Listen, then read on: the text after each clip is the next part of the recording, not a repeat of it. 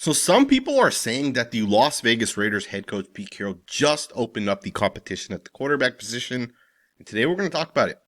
We're going to talk about what this guy actually said because the Raiders need something to click on the offensive side.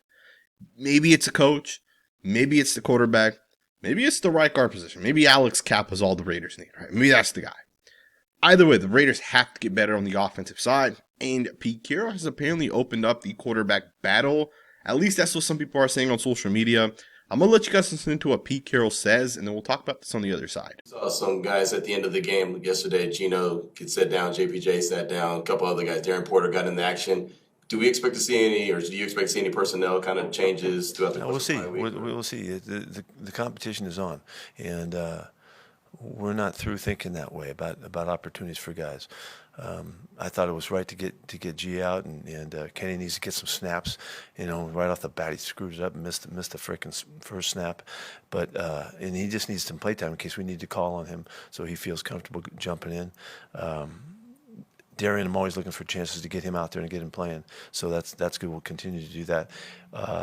There's guys up front on the offensive line and the defensive line that we would love to get some playtime to. We stuck a couple guys in there just to get a couple snaps. At the end, they just need to be on the field. So we're going to continue to push that way. So there you guys have it, right? Obviously, Pete Carroll was asked about the guys that were kind of benched, some of the guys that were pulled. Geno Smith was one of them, and you can hear Pete Carroll obviously talking about how Kenny Pickett kind of came in and talks about how Pickett fumbles the football on his very first snap.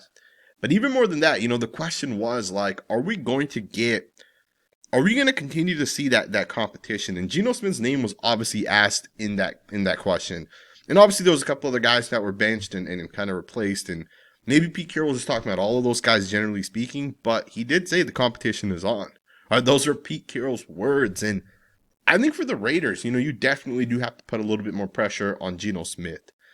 And I say that because, I do think Geno Smith's a good quarterback, and something's not right at this point. And maybe it's that Brock Bowers is hurt. Maybe Jakobi Meyers isn't fully bought in because he's looking to be traded. Maybe it's the offensive line's not that good. Something's wrong with the Raiders, and you can also blame Geno and say he's just not a good quarterback, but we've seen Geno Smith have success in the past. So something tells me that there's something else that's kind of happening. And with that, I think the Raiders should put a little bit of pressure on Geno Smith. Let him know that if you struggle, Kenny Pickett's going to come in. If you throw for 70 yards, less than 70 yards, you're going to get replaced. Kenny Pickett is going to get that opportunity as well. And I like I like that Pete Carroll's kind of letting it known that we'll see, there might be a competition. It might be on, right? He said we're not through thinking that way, right? And I think for the Raiders, I'm not saying like let's move off of Geno Smith, but at least, at the very minimum, put that pressure on him and let him know if you're not able to live up to expectations. Aiden O'Connell's getting healthy. Kenny Pickett, we gave up a pick to bring in Kenny Pickett. Don't make Geno Smith feel too comfortable, because I think we need to get more out of him at this point. And I like the fact that the competition's opening up. Now, obviously, Darren Porter was a guy that kind of started to play a little bit for the Raiders in this past game. You had some guys struggling. You also wanted to just give some reps to the younger guys, right? I think Charles Grant may have taken a couple snaps, although he may have just played 1 or 2 snaps. We saw some other guys come in. Alex Kappa played 10 snaps as well. Maybe we can get someone else in there at center. Maybe you put JPJ in there and get him some snaps at center, right? Just continue to move it around and get more guys in at more spots, right? And I think for the Raiders, this is a good thing as we kind of go forward. But I do want to see Kenny Pickett actually have a real shot.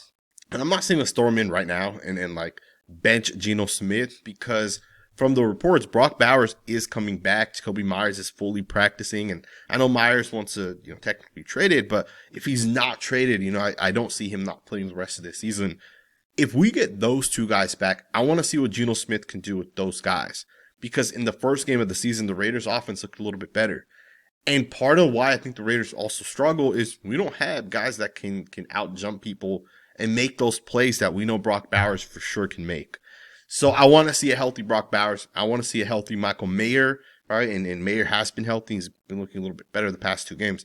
I want to see these guys have a real opportunity with Geno Smith at quarterback, and we'll see what ends up happening. But I also want the leash not to be too long, and don't give Geno Smith too long to struggle. If he struggles, take him out. And it shouldn't mean that you can't go back to him either, right? If you take Geno Smith out because maybe he's struggling and you go with Kenny Pickett, that doesn't mean Geno Smith's now never going to be the coach of the Raiders. It just means that, hey, maybe the team's not that good this season.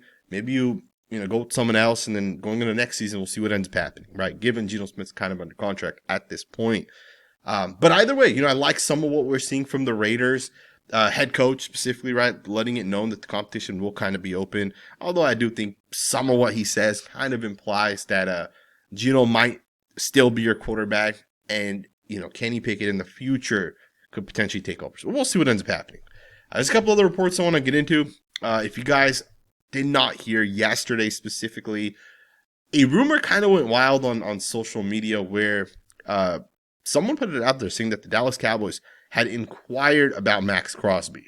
And then you had these Eagles fans, you had these Panthers fans, Bears fans. Teams are like, hey, make the call, man. If Maxx Crosby is truly available with the Raiders sucking right now, make the call and trade those picks and bring in that elite pass rusher. And Tom Pelissero obviously has put it out there saying that the Las Vegas Raiders actually met with star defensive end Maxx Crosby today to let him know they aren't shopping him and won't trade him, sources tell me and Slater NFL. While other teams are interested, the Raiders aren't interested in moving the best player, and Crosby wants to stay in Las Vegas. Now, this one's kind of interesting, the way it's worded. If you guys don't know this, I'm going to just say this as straightforward as I can say it. Tom Pelissero is a planted insider, right? Same thing with Adam Schefter and Ian Rappaport. These guys are all planted in there by these networks, right? They already have access to the teams and the owners and those type of things. So Tom Pelissero saying the Raiders met with star defensive end Maxx Crosby. All that means is like, Tom Pelissero probably got a text from, John Spytek saying, hey, we're not trading him. This is how I need you to put it out there. And then Pete Carroll probably during practice, right? The Raiders practiced yesterday. Pete Carroll at some point in practice probably told Max, hey, we're not trading you. Just ignore all those rumors. It was probably nothing more than just basic, 1 minute of conversation between Pete and Max. But it's interesting because we always get these insiders that are always putting it out there like it's some sort of crazy story and like they got some crazy insight when we know for a fact that's not happening, right? Either way, I do like the fact that John Spytek is letting it known that we're not trading Maxx Crosby. He's off the table, which tells us that John Spytek, he's on social media. He is listening. He is watching. And he is seeing kind of some of what's being put out there. So, if John Spytek is listening to this right now, let's build this out, man. Build the trenches. Let's just get back to it. Make sure we don't trade some of our players. We were banged up last year coming into this year. You got Malcolm, who is still trying to get back to form. Let's make sure we bring those guys back that we know are talented players and build out the offensive line, man. I don't think the Raiders are so far off if they can build the O-line, build the D-line, and, add weapons, right? The Raiders' weapons just aren't that good. And I understand why they're trying to move off of Jakobi. I think the cap dollars based off the explosiveness, it's just not there. With that being said, there is one other report that I want to kind of get into here. But first, I want to just give a quick word from our sponsor, TickPick. Have you guys recently tried purchasing tickets to a sporting event, like a Raiders game? Talk about hidden and unnecessary fees. This is why I partnered with TickPick. With over 20 million downloads, TickPick guarantees you guys the lowest prices with no hidden fees. What you see is what you pay. It just doesn't get better than that. Check this out here. I was looking at some Raiders tickets against the Browns, and it's kind of wild to see a ticket listed at $161. And then when you go to check out, the ticket actually only costs $161. So if you guys are thinking about going to a Raiders game or a different sporting event or even concert, I have a code for you guys. Make sure you guys use code HMA for $20 off your first purchase of at least $100. Let's get right back into the video. Now, I want to go ahead and get into this next segment. This is the final thing we're going to kind of talk about. Jeremy Fowler, who works for ESPN, he is a legit insider, right? Same thing as Tom Pelissero. These guys have legit sources on the inside. He talked about some players that could be moved. And he had a section within this where he talked a little bit about the Raiders. And it's kind of interesting what he's kind of putting out there. Now, he obviously labeled it Jakobi Meyers. And he said the buzz is apparently that Jakobi Meyers wanted a new deal before the season and didn't get one despite a trade request. He appears poised for the 2026 free agency. He leads the Raiders in targets despite missing week 7 and is drawing interest at an ideal time for a Raiders team in transition. That's some interesting insight, right? That he is drawing interest right now. But there's no consensus league-wide on exactly what the Las Vegas Raiders will do. He said multiple execs have told him that they believe the team is open to a deal, but is not actively looking for trade partners. Another, however, believes the Raiders would prefer to wait until after the season to make any sweeping changes, due in part to the presence of Pete Carroll. The type of offers that roll in over the next 2 weeks could determine the course of action here. Now, it's interesting with what this guy's basically saying. He's basically saying the Raiders aren't looking to trade Jakobi Meyers, and they don't plan to trade him, is essentially what he's saying. And, I like that John Spytek's sticking to you sign the contract, so you have to play under that contract. But I wish he would keep that same energy with every other player on this team. Because Maxx Crosby didn't play in his final contract, nor did Colt Miller. In fact, both of those guys went public saying they wanted new contracts. And Jakobi Meyers kind of kept it in-house. He literally did not say anything until like a day before the season begun, which is kind of unfortunate. But I do like the fact that, if you don't think Jakobi Meyers is that explosive playmaker, I understand why you don't want to pay him. And I could agree with it. In fact, although I think Jakobi deserves the contract and deserves the money, maybe it's from a different team, right? Maybe the Raiders go down a different direction. If you have $25 million to give to Jakobi, maybe you add in another 5 on top of that and bring in George Pickens, right? A guy that's an elite playmaker, a guy that would catch those 50-50 passes from Geno Smith, right? To me, I like Jakobi Meyers, but you can get more explosive players by just adding in a little bit more. And the Raiders need it. They need an explosive wide receiver that can make those 50-50 catches. Now, we'll see what ends up happening with Jakobi, but based off of this report, I'm pretty sure the Raiders are going to at some point move off of Jakobi Meyers, right? It looks like Jakobi Meyers will not be with the Raiders, but they might not actually trade him, right? One executive believes that there's no, or one executive, I should say, believes that the team is not looking to trade him, while another believes that the Raiders are going to wait until after the season based off of what Pete Carroll's potentially done in the past. So that tells me the Raiders are not going to trade Jakobi Meyers, but we'll see what ends up happening. If someone offers you a 3rd-round pick, maybe you put it out there. Someone offers you a 5th, and the only other offers you've gotten are just pick swaps, you might just take the 5th-round pick. So we'll see what ends up happening. Either way, I like what the Raiders are doing right now in terms of trying to figure it out. After every loss, I'm a little emotional, so I'm always angry that the Raiders haven't had the success that I've wanted them to kind of have. And I have realized this recently, not every general manager is going to go in day one. Not every head coach is going to go in day one and have that success. Now, I personally don't believe in Pete Carroll as a head coach. That's me personally. I feel like he's just a little too old at this point. But I do believe in John Spytek, right? And I do believe in what John Spytek has done up to this point and kind of what he's doing. Our draft picks, our 3rd-round draft picks, a guard, a tackle, these guys were drafted for the future, not for today. And although I don't agree with how they've handled Jackson Powers-Johnson up to this point, I do also understand, JPJ might not be a John Spytek, not player, that's not the right word, but that might not be a decision that John Spytek's making, right? JPJ not playing might be just Pete Carroll or his son. We don't really know. And I'm not a fan of Pete Carroll, but I do like some of what John Spytek has done. You bring back Malcolm Koonce on a 1-year contract, and I know it's trending right now, hey, the Raiders got rid of Clavon Chason, and he just ended up being the defensive player of the week. Understand, Chason was a solid player for the Raiders, but he was always kind of rotational. Chason hasn't really stuck with one team because of just the body structure and the type of player he is.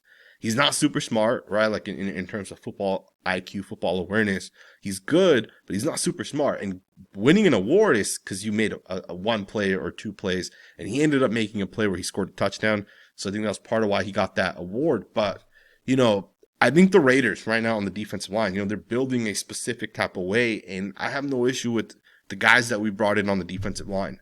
We were relying on Christian Wilkins to be a big part of this. And no one could have predicted that he wasn't going to be a part of this. That's not something you could predict. He was supposed to be a part of this $30 million cap hit.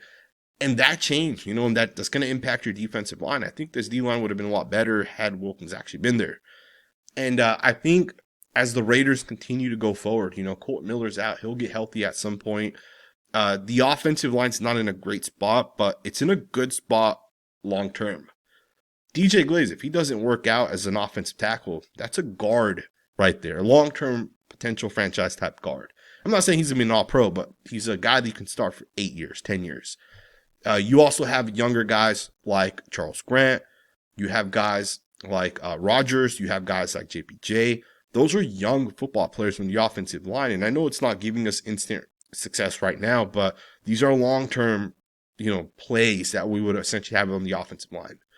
The Seattle Seahawks, great example of this. 3 years ago, these guys had a guy in Damian Lewis who they could have potentially paid. Lewis was one of the best guards 3 years ago for the Seahawks. And they said, we want to get cheaper on the offensive line. We have 2 offensive tackles we're going to have to pay at some point soon. Both guys showed a ton of upside. And they said the only thing we can really do is just move off of this guy and draft other offensive linemen, just try to kind of replace it. They drafted a guy in Anthony Bradford who hasn't really looked good.